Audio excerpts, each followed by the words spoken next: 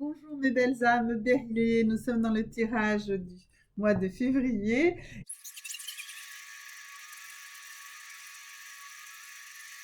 Et donc nous allons balayer ce mois sur tous les aspects, aussi bien les aspects amoureux que dans les aspects professionnels, santé physique, mentale, les chakras, enfin la totale. On y va. Alors, donc première carte, ici l'oracle des déesses, qui va nous expliquer de quoi vous allez faire la dominante sur ce mois de février, mes amis béliers. Alors, allons-y, la première carte ici. Ishel, Medicine Woman, la femme guérisseuse, et on nous dit vous êtes en connexion avec le pouvoir divin de la guérison. Donc vous, mes amis béliers, en ce mois de février, eh bien vous êtes le guérisseur, vous êtes votre guérisseur avant toute chose, d'accord? Donc vraiment une connexion puissante avec les capacités vous-même de vous guérir et de faire la connexion avec le divin qui est en vous et avec l'univers. Donc faites des demandes de guérison positive. Ce mois de février, pour vous mes amis béliers, elles vont être extrêmement efficaces. Ok? Alors, allons-y maintenant sur ici une des premières cartes de ce tirage, sur des éléments plus globaux et plutôt sur votre vie en général, votre vie quotidienne sur ce mois de février. Alors la première carte ici, on a, encore une fois, la guérison. Voilà, en ce mois de février, c'est vraiment pour vous cette énergie de guérison. Alors tout à l'heure, on avait la Medicine Woman, hein, c'est la déesse ici, et ici, encore une fois, cette puissance de la guérison. Donc ce mois de février est vraiment, vraiment totalement chez vous, mes amis béliers, dans cet aspect de la guérison. Donc encore une fois, la guérison au mois de février, un élément extrêmement important pour vous. Alors, on va tirer une autre carte. Alors, voilà, excusez-moi. Alors, la liberté. Vous êtes également dans une énergie, une très grande énergie de liberté. Vous allez vous libérer de beaucoup de choses. Ce qui est logique, ce qui va très logiquement ici avec cette carte de la guérison. Donc, vous allez vous guérir, vous allez vous libérer. Vous allez libérer, vous allez ouvrir vos chakras. Vous allez vraiment complètement vous sentir libre, vous allez avoir même des ailes, vous allez sentir des ailes, vous allez vraiment pouvoir y aller. D'accord? Ce mois de février, vraiment une libération totale, mais quelque chose d'extrêmement puissant, hein, puisqu'on voit en plus sur deux cartes de guérison. Alors, qu'est-ce qu'on a encore? On a votre ange gardien, hein, forcément, voilà. Votre ange gardien est là, invoquez-le, invoquez votre ange gardien. Il est là pour vous. Invoquez-le, faites-lui des demandes positives, exprimez vos attentes positives, remerciez-le régulièrement pour tout ce que vous avez et faites des demandes positives qui se reposent sur ce que vous avez déjà. Construisez grâce à votre ange gardien, d'accord? Il est là pour vous, mes amis béliers. Il est là pour vous en ce mois de février. Il vous protège. Il est là. Il est à votre service. Il est à votre écoute. Donc, remerciez-le. Faites des demandes positives, exprimez des attentes positives, votre ange gardien est là, il vous protège, ok? Ensuite, une carte supplémentaire pour vous, mes amis béliers, en ce mois de février. Oups, oh là là, les cartes sautent un petit peu dans tous les sens. Allons-y. Alors, ici, on a quoi? On a... Shadow Self, ça veut dire ne vous mettez pas dans l'ombre, ne vous cachez plus. Arrêtez de vous cacher. Arrêtez de vous cacher de vous-même. Arrêtez de vous cacher aux autres. Arrêtez de vivre dans l'ombre d'une image que vous aviez de vous-même. D'accord? Vous devez absolument trouver le moyen de retrouver cette véritable vous. Mais ça, on a dit, ou ce véritable vous. Mais ça, on a dit que vous aviez ici donc la protection de votre ange gardien, que la liberté était très proche, hein, et qu'elle vous allait vous libérer, et surtout qu'il y avait la guérison. Donc, il n'y a pas de souci. Vous allez enlever cette ombre que vous avez mis sur vous-même, ce voile que vous avez mis sur votre visage, sur votre corps pour disparaître, parce que vous êtes dans une crainte, parce que vous avez peur de tout et de tout le monde. D'accord? Donc, non, vous allez enlever ce voile. Alors, comment vous allez enlever ce voile? Eh bien sûr, on a vu, il fallait demander à votre ange. Et on va ici voir comment les anges de l'abondance vont vers vous. Qu'est-ce qu'ils vous apportent? Qu'est-ce qu'ils vous disent? Qu'est-ce qu'ils ont envie que vous entendiez pour que vous soyez capable d'être dans l'abondance, d'accord? Dans l'abondance dans tous les domaines de votre vie. Alors, allons-y. L'abondance dans tous les domaines, on nous dit eh bien que vraiment, il va y avoir une avalanche d'abondance sur vous. Et il faut que vous receviez cela. Il faut que vous soyez prêts à recevoir vraiment cette avalanche d'abondance sur vous. On voit ici un Père Noël qui ramène des cadeaux par milliers, n'est-ce pas? Eh bien, c'est ça. Ce mois de février va être un mois de bénédiction totale sur vous. Une avalanche de bénédiction va se mettre sur vous. Une avalanche d'abondance sentimentale, matérielle, amicale. C'est vraiment, ce mois de février, c'est une avalanche de bien-être, une avalanche d'abondance, une avalanche de choses positives. Et vous avez juste à demander et à remercier. Vraiment, soyez ouverts à recevoir cette abondance et sachez qu'elle vient vers vous pour vous aider, pour réaliser votre objectif de vie, pour vous mettre dans la bonne santé, pour être une personne charitable, altruiste. Vous êtes une personne altruiste. C'est votre altruisme qui va vous ramener cette abondance. Donc, soyez dans la gratitude, soyez dans le remerciement et soyez dans la demande positive. On a vu que guérison, très important. On a vu la liberté, d'accord? On a vu que votre ange gardien était là pour vous et on a vu ici qu'il va y avoir une avalanche d'abondance sur vous en ce mois de février, mes amis béliers. Un mois absolument sublime. Ok? Alors, maintenant, on va compléter ici ce tirage par une carte que je ne vais pas interpréter, que vous allez vous définir en fait comment vous allez l'interpréter. D'accord? Alors, allons-y. Oups! Il y en a dans tous les sens. Ça n'arrête pas de sauter. Alors, une première carte pour savoir, une seule carte. Voilà. N'hésitez pas, interprétez-la. Si vous avez besoin de mon aide, n'hésitez pas dans les commentaires ou contactez-moi par mail. Je serai ravie de répondre à votre demande.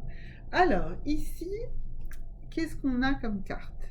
Voilà. Je vous rappelle que vous avez également toutes les informations que je vous ai données avant qui doivent vous aider dans l'interprétation de cette carte.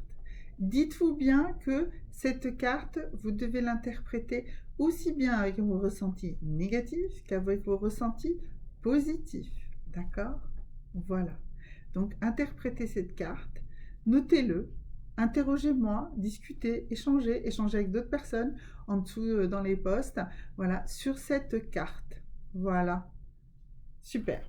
Ok. Alors, maintenant, nous allons aller plus sur une partie de votre vie dans sa globalité et je vais vous tirer 3 possibilités. Donc vous allez voir quelle est la carte à votre vie, je vais dire votre vie plus matérielle finalement. Alors, vous êtes énormément dans l'inquiétude. Un grand nombre d'entre vous est très inquiet sur sa vie matérielle.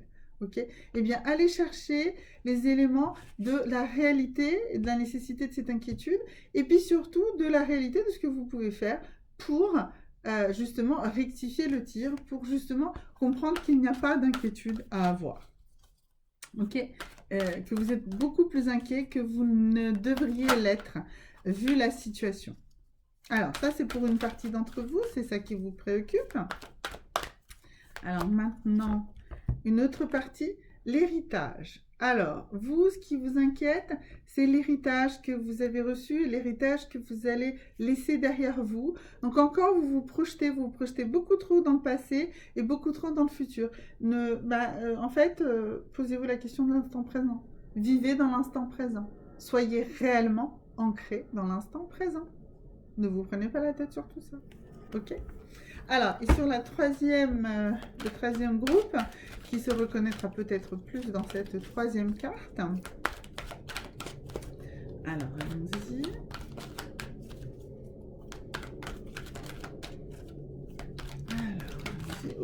Oula, ça tombe dans tous les sens, mais la carte particulière, si ça y est, elle est là. Alors, le niveau de stress. Vous avez un niveau de stress trop élevé, mes chers amis. Donc, sur ce mois de février, baissez ce niveau de stress parce que si vous ne baissez pas votre niveau de stress, eh bien, vous allez vous sentir très très mal. Or, on a vu que vous démarriez le mois extrêmement bien avec cette capacité de vous guérir. Donc, guérissez votre stress. Travaillez sur votre niveau de stress. Abaissez ce niveau de stress et en abaissant ce niveau de stress, vous vous sentirez beaucoup mieux. Voilà, donc ça, c'était pour le partie globale.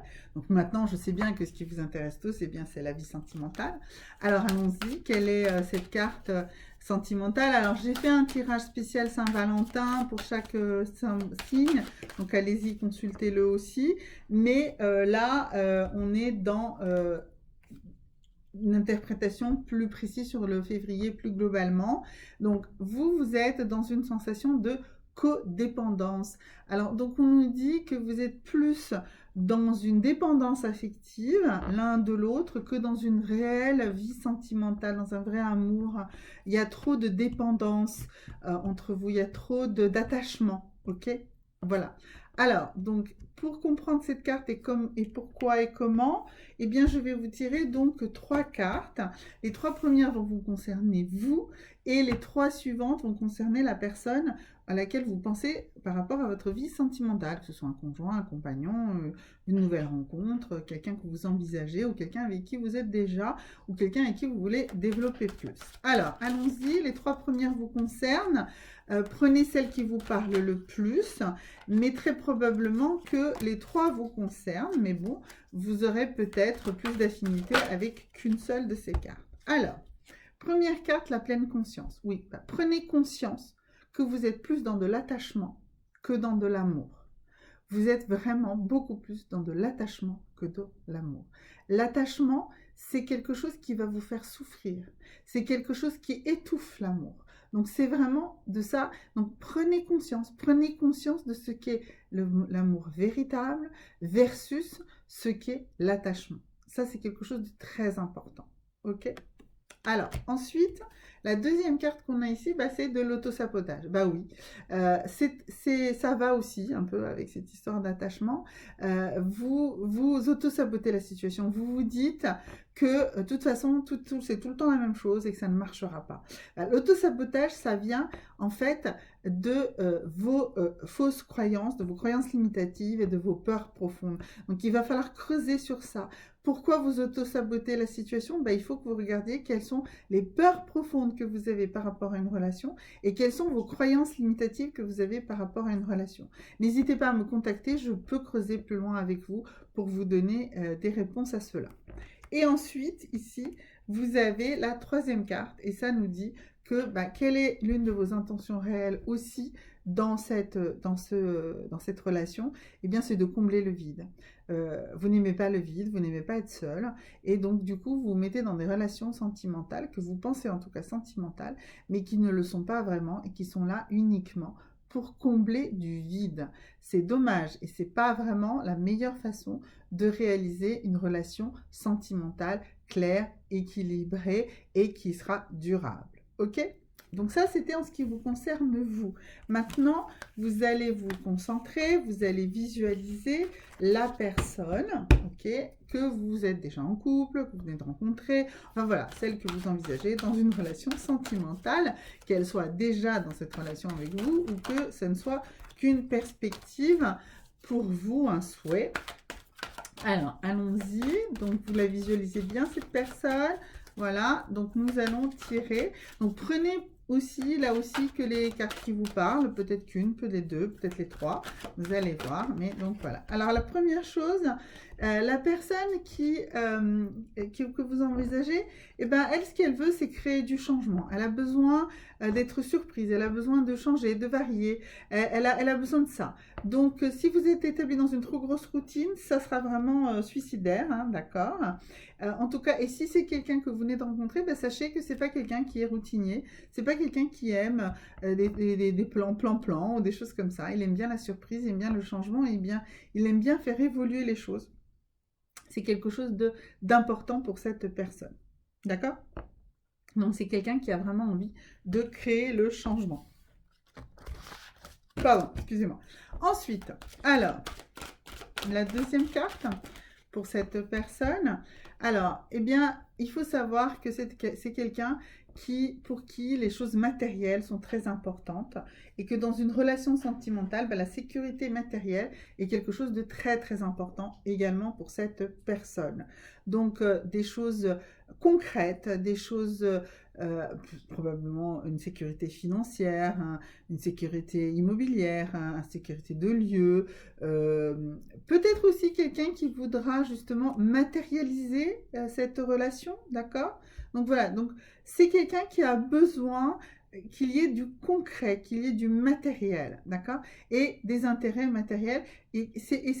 En fait, c'est quelqu'un qui, dans cet aspect matériel dans la relation, il ressentira de la sécurité, d'accord? Alors, on a vu que c'est quelqu'un qui aimait créer le changement, mais c'est aussi donc quelqu'un qui a besoin d'un confort matériel. C'est très très important pour cette personne. Il faut le savoir. Ok? Alors,